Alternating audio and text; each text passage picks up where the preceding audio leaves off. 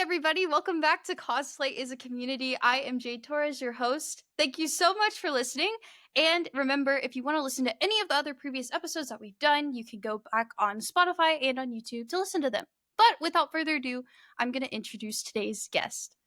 Known as Chief Glitz and Glam in the cosplay community, Kara is the nerd behind it all. Kara's cosplays range all over the place, from glitter, sparkles, and rhinestones to scary masked men. She's got it all.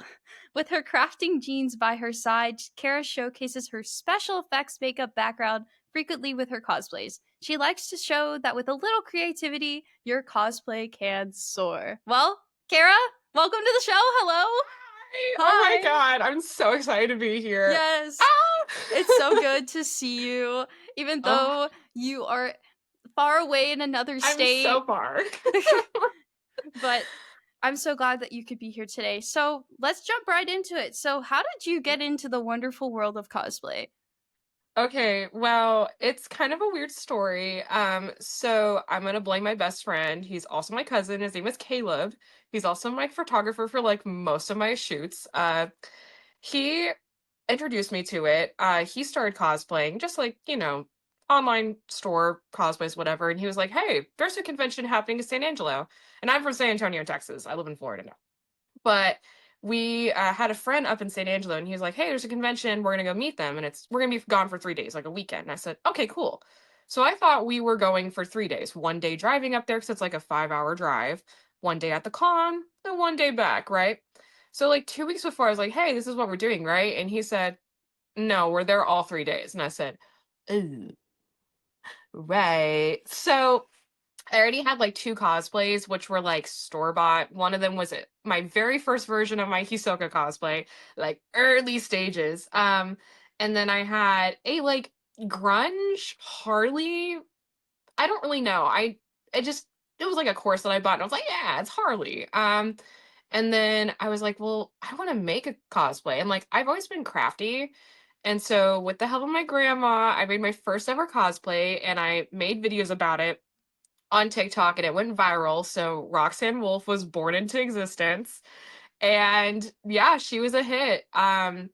And I think that was like really what got me started on it. And my best friend Caleb was a hater because after that he stopped cosplay and left me to cosplay the rest of it. But now What? he's getting back into cosplay. So like be proud of him. Everybody clap for him. Yes. But Go, but Caleb. I'm like, you really decided to start cosplaying after I moved away? Wow. Oh my gosh. Yeah, Well, like that's my story, yeah. that's awesome. Um, Mhm. so, if you could describe Roxanne Wolf for anyone that doesn't know. Right. So this was around 2021. And this is when FNAF Security Breach, Five Nights at Freddy's Security Breach came out, and she's like a glam rock 80s vibe animatronic wolf. And she's like a character that like I just resonate with so much. And I made her like humified or humanified. How do you say it? Human form Human form version? version? Yeah.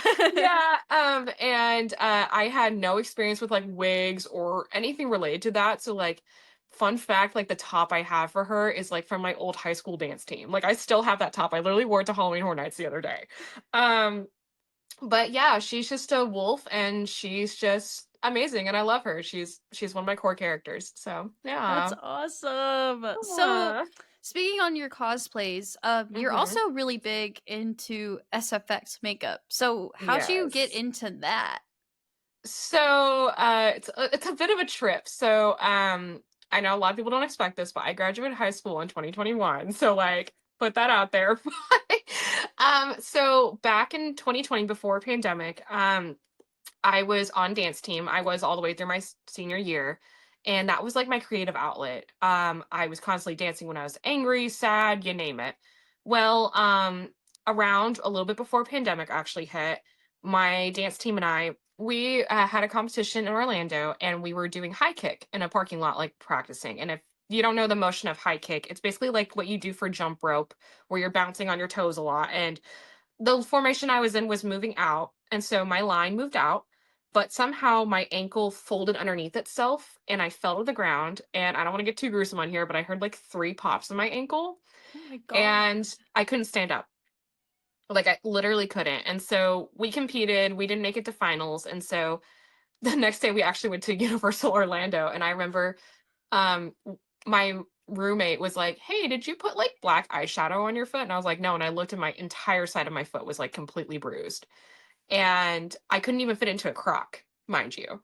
So it was really swollen, so we flew back after everything shut down, and I got diagnosed with, 3 torn ligaments in my ankle, Mm. and, I wasn't able to dance. I was in a boot, all that jazz. And if you're like a dancer, I was always a turner. And so when you turn on your right side, your base foot's your left foot, and it was my left ankle. So like I couldn't do anything. So like all my creative outlet was gone. And I was like, well, what do I do? And I had so much makeup from being a competitive dancer. And I've always liked to draw. I mean, I've always had like doodling on my math test or whatever like that. So I was like, well, I guess I'll just start like trying to draw stuff on my face. So like I started drawing actually like Disney park ride icons and stuff, I remember. And I just like tried basic stuff. Now, mind you, it wasn't the best. And there's a reason I don't have those pictures or on deck anymore. But um I remember like just starting to kind of get creative with it. And I watched a lot of YouTube, and I'm one of those people who are like, hey, I see this on Instagram. I'm gonna try it and see if I can do it. And I remember like also like when Spirit Halloween was around, I would always grab like their liquid latex and blood and dabble in it. So I guess it was just more of just like I had nothing else to do. And I mean, obviously the world was shut down. So I was like, I'm gonna try to do stuff. And then just kind of went from there. So That's awesome. yeah. That great. I didn't know that you had torn your foot that bad. Oh my Yeah. gosh. Yeah, pretty gnarly. But like good at you, good for you for making like light of a bad situation for sure and going Yeah. back into that. So now even progressing further, Hmm. um if some of y'all don't know, Kara actually worked at Six Flags for a very long time in the makeup and prop department, I'm pretty sure. So, Yeah. yeah, how did you get into that? So, I actually grew up at that park. Before I'm gonna go into a little. I'm a big theme park nerd, if you can't tell. But, so before the park was actually Six Flags, it was called Opryland, and my dad was an opening day guitarist there. And so, like around the park, like they had like mini museums at one point, and he was in the photos of all that. So, like, I grew up going to this park and like being in San Antonio. Obviously, you do. And my best friend I mentioned had worked there too as a technician and quit. And he was also a ride operator, I think. But I was like, I always knew I wanted to work in theme parks because I just love theme park culture. So I started off, I originally auditioned to be a dancer there after I fully got recovered from my injury and everything. Yay. And apparently I was too young to be a main stage dancer, so they put me in scare acting. So I was a zombie. And I miss scare acting so much. Oh my God. But I was a zombie, and then I got transferred to be a dancer for their Looney Tunes show. So I was friends with Sylvester and Daffy for that. And I did that for like, gosh, I think 2.5 years. I was doing main stage. Not, I don't know if it was main stage, but I was definitely in Looney Tunes shows and stuff like that. But then my supervisors found out that I started cosplaying, and they were like, "Hey, you can do creative stuff. Go do this now." And I remember getting asked if I literally knew how to hold a paintbrush, and I was like, "Yes, yes, I do." um, so I started helping build one of the haunted houses, and then I started doing the makeup. And then I did makeup for during Fright Fest and Christmas and Mardi Gras, but then the other time I'd be doing scenic art or prop restoration, you name it. So yeah, that's kind of my journey there for like 4 years. That's crazy. I was there for 4 years. That's awesome though.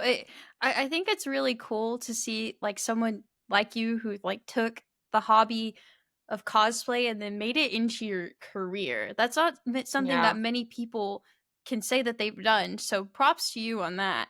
So Yeah. yeah, going back to whenever you were working for Six Flags and you were learning all these skills, how did you learn the skills or pick up the skills that you needed like at your job? I think the number one thing, if like you, and this is in general, if you want to learn stuff, don't be afraid to ask, because the worst thing you can do is be prideful and be like, I know everything. And then obviously you don't. And that also goes for like cosplay competitions and stuff. But like speaking just like on this, I remember when I was making my starring cosplay, I had no idea how to make silicone prosthetics. Like I knew the process of it, but I never physically done it. And so one of my coworkers, um, knew it, and he had a whole studio and everything. He was like, "Hey, come over to my house. We're gonna mold your ears. We're gonna get this right." And I said, "Okay." And so like having coworkers who knew more than me show me stuff, and then like also them learning from me. It was just like a mutual thing. Like the best thing about like being in an artistic environment is constantly wanting to learn off each other. Like I remember when we were airbrushing and stuff, like I knew how to airbrush when I first started doing it, but I didn't know a whole lot. And I remember my makeup supervisor at the time was like, "Okay, here's the basics. Don't do it like me." And I was like, "Well, what do you mean?" And I say this to literally everybody. I'm like, "My art style will be different from yours. So don't try to be me. Be you." And so like some people were more realistic with their stuff. I'm very cartoony with my stuff. I'm very like line work heavy and stuff like that. So, getting to learn from other people who knew more, but also were willing to let me grow and experiment with what I liked was so cool. And also, like bouncing off each other's ideas of like what we could bring to a scare zone or what cool makeups we could do, stuff like that. So, Yeah, yeah, and that's how then you grow. how you have you ever experienced, like, whenever you're in, like, a community of cosplayers, like, do you think that talking to other people, like, helps improve your skills? Oh my God, 1000% yes. Like, you know, judging a few competitions and stuff, I'm like, oh yeah, I understand the process of that. But like, I know I'm nowhere near the level to judge like a San Japan or like a Winter Cosplay Championship. Hello, I'm scared to even enter those. But, um, but I love talking to cosplayers who I'm like, gosh, you're at such a level that like I can't even fathom. And I remember this cosplayer on TikTok. I don't remember his username, but I always see him, and he's always like hand embroidering and hand beating all his like Loki cosplays, and like they're just so gorgeous. And he said cosplayers have the audacity to learn skills that a normal human being wouldn't. And I was like, that's such a good way to put it because there are cosplayers I've met who, like, I don't know anything about coding or like doing light work, but I met somebody who built their own Iron Man suit from scratch and learned how to computer code and engineer it just for fun, you know? So, like, cosplayers are just on a different breed and a different level when it comes to trying to like learn things new. And I guess that's like the biggest thing I love about the community because like no matter like even when I'm in like backstage competing, I'm like looking at other people's cosplays and I'm like, I'm not gonna win. Are you crazy? Like I'm looking at your cosplay and they're like, girl, are you look at yours. And I'm like, hello. Like I'm like, I literally was cracking out over this. Like, are you crazy? Um and so, like, hearing everybody talk about, like, "Well, what did you do for this?" "Oh, that's so ingenious." Like, I remember when I was backstage at San Japan with my Australian cosplay, and people were like, "Oh, how did you do the raise embroidery?" I was like, "Oh, I used puffy paint and then hand stitch over it." And they were like, "What? That's genius." And I was like, "I don't know. I just saw it on TikTok." Like, it's stuff like that. I think that's, like, the really beautiful part about the community, honestly. No, I think so too. I know we've had a couple of other guests that have been on the podcast who've expressed Mhm, similar feelings, and they always say that talking shop in the, like, cosplay line, or you're mhm, behind or backstage and you're just talking mhm. shop, and it's, like, the best kind of feeling ever because 'cause you're with your group of people, and I Yeah, and think it's like that's no really matter what your skill level is, everybody is still wanting to learn something, yeah. and that's just a beautiful thing about it. Yeah. So speaking of learning different things, how you've seen other people's processes in making stuff. When you're Mhm, gonna make a cosplay or do like anything like relating to your makeup, how mhm. where do you start? Like, what is your process? So I'm not like totally biased or anything, but when it comes to like a character design, I love their makeup looks.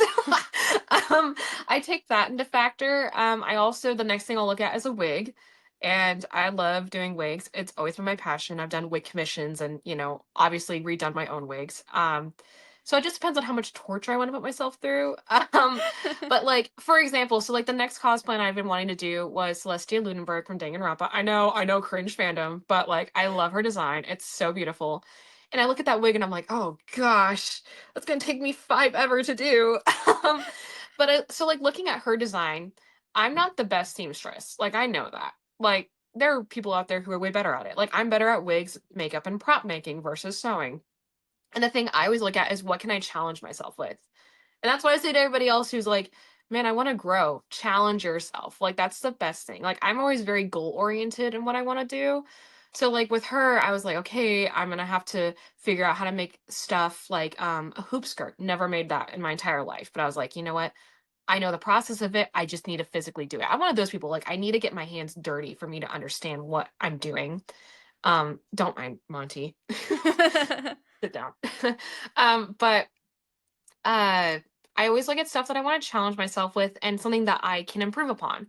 So like whether it's wig making or like with my Batman Ninja Harley, like I knew how to make the hammer, but I was like, okay, I'm gonna challenge myself by making it portable. So like I made it open on one side and detached all the pieces so I could fit in there. Now it sits in my closet and it doesn't take up that much space. So like it's always something that I'm wanting to learn and grow upon and also challenge myself with. Will I probably cry in the process? Yes, but crashing out is kind of the process of making cosplay at this point. Yeah. So I guess building off of that, if you're at the point where you're just like, oh my gosh, this is so hard, like I'm gonna crash out, what do you tell somebody when they're in that moment? Honestly, at the end of the day, we're all playing dress up. That's the biggest thing I can say. That's the biggest thing I can say. Like, I remember when I was making Ninja Harley, and this is the biggest thing I've had to reflect on this year. It's gonna be a long spiel, I promise. But um I I remember cranking out cosplays like 6 to 7 of them a year, and I was like, "Yeah, I got this." But making Ninja Harley, and like if you don't know what an Elizabeth and ruffle collar is, to break it down for you who are just listening, I had this gigantic vintage clown collar looking thing around my neck, and I just split it into 4 sections, and each of the 4 sections of this collar were literally as tall as me, and I'm 5'5" and a half. So like imagine that much fabric getting folded and hand stitched together to make one collar. And I had 6 of those to do for my neck, my wrist, and my ankles, I think. No, maybe it was 5. I don't know. I'm delusional at this point. But I was like, "Hey, first of all, designers hate people wanting to make this costume," but, I just remember crashing out and, like, crying over these ruffles, and I was like, "Man, why can't I get this?" And I'm like, "I'm putting too much pressure on myself," and, I mean, the biggest thing I've had to learn, like, the last time I competed was with my Megan skit at Comic-Con, and that was in January. I have not made a cosplay or not competed since then, and, it's a part of me that, like, I miss because that was my life and I did it all the time because that was my creative outlet outside of work. But now, obviously, moving to a different state is like a huge thing. So like giving myself grace to be like, you know what? It's a learning era. It's my first time moving away from home and being like truly on my own. Like I don't have any family out here, you know? So I think like how do I put it into words? I'm like, I think the best thing I can say is like it's okay to be human and be like this is too much, you know? And I'm very stubborn. I like to do things out of spite against my own self. So I'm like, "No, it's not hard. I'm just being crazy. You're gonna finish this." And like I'm very determined in that way, but like after finishing Batman Ninja Harley, I was like, "I'm done. I'm not crafting for a fat minute." Like I took way too much stress on myself for that. Yeah, no, I So, remember when you were on Instagram crashing out on ruffles. You're like, I don't think I ever. I think you told me, Jade. I don't think I ever want to see another ruffle in my life. don't. I truly don't. And then me looking at Celestia Lunenburg and seeing all the intricate lace detail, I'm like, oh god damn Oh it. my God. But it's I'm like, like, oh. but like you do it because you love it, you know. Right. So I feel Yeah. like that has a lot to go with it because you wouldn't put yourself Yeah. through that much torture if you didn't love it, And, right? the thing that got me through it actually was my best friend. I remember we did my Megan shoot at Rolling Oaks Mall, the abandoned mall, and I had like 50% of Batman Ninja Harley. I've never shared this before, done. And I had the wig done and I had like the base costume, didn't even have all the ruffles. And I was starting to do the ruffles and I was telling him, I was like, I don't think I can finish this. Like truly, I was like, I don't think I can do this. And he was like, put the costume on. And I was like, what do you mean? He was like, put it on and I'll just take some photos with my camera. Like we were inside my house and I was like, okay. And he took a few test shots and he was like, I'm going to edit these like I did a normal photo shoot and I'm going to send them to you. And I was like, okay, like, how's that going to help me? And seeing him edit those photos and seeing myself in that costume gave me so much motivation. I was like, this is what I'm working toward. Like, it was a really great reminder. And honestly, shout out to you, Caleb, because I don't think I would have finished that cosplay without him doing that, honestly. But it was such a great motivator, like, and, like, having support when you're doing that stuff, like, my grandma, who helped me with my Roxy cosplay, greatest seamstress in the world, and I get my stubbornness from crafting from her, like, she'll search up, like, how to build a pond in your backyard on YouTube, and she'll go build it. Like, she's crazy. Um, and I remember showing her all that, and she's like, "You got this. Like, you have my genes. I bless it. Go do it." So, support is definitely a huge help. Yeah, and I think with cosplay being such a big tight knit community of people, at least I've noticed that from being in different circles, that people will compare or they will tell other people like, "Oh, I did this," or "I did that." So it's just a lot of people sharing a lot of different ideas, and you sometimes get It's really like good trying to one stuff. up each other. It's like, you don't need to one up each other. Like, we're at different levels. Like, don't try to do that, you know? Yeah. But I do love like the sharing of information between other cosplayers too. I think Yeah. that is definitely helpful. So, Mhm. if somebody wanted to take, so I guess going back to your career, Mhm. did you said you always saw yourself working in theme parks and Mhm. stuff like that. Did you ever see your like cosplay skills applying to your job ever? Like at some point? Um, well, to put it this way, if my math test didn't have tear stains and a unicorn doodled on it saying "I'm sorry" on it, it probably wasn't mine. So, like, I always knew that, like, I was gonna be creative. I had that creative gene. Like I said, my grandma sews. She used to make like American Girl doll clothes for me and stuff. My other grandma is a fantastic oil painter. My cousins and my family is very big into music. So like I grew up in a very creative just atmosphere. So I just knew I wanted to do something like that. And then, with getting injured and stuff like that and realizing like, oh, I can draw on my face. And like the biggest thing I could say, like if you want to get an SFX is don't look at a face like it's a face. Look at it as like a blank canvas or like a blank sheet of paper and just start drawing. Like, and once I broke that barrier, I think it really opened a lot of doors for me. Did I ever think that like my cosplay skills would get me there? No, because I don't think I ever actually intentionally planned to start doing cosplay as much. Like I always knew that I wanted to do something with makeup because I originally thought that my whole career was going to be doing performing and dancing at theme parks. But then like after I shifted gears and started doing prop making and doing more SFX, I was like, wait, no, this actually pays more. And also, like, this is actually way more cool. So, Yeah. like, I think it was just a gradual thing. And again, it's just about your community and where you get led to, you know? Yeah. Yeah. So if somebody wanted to be in a position like yours, Hmm. where they take like say if you there's a cosplayer, they've been doing this for a while and they want to take those skills and potentially like throw them and apply them to a job, what advice would you give them to start up on that? Oh my God. It's the number one piece of advice that my dad has always told me, and I tell to literally everybody.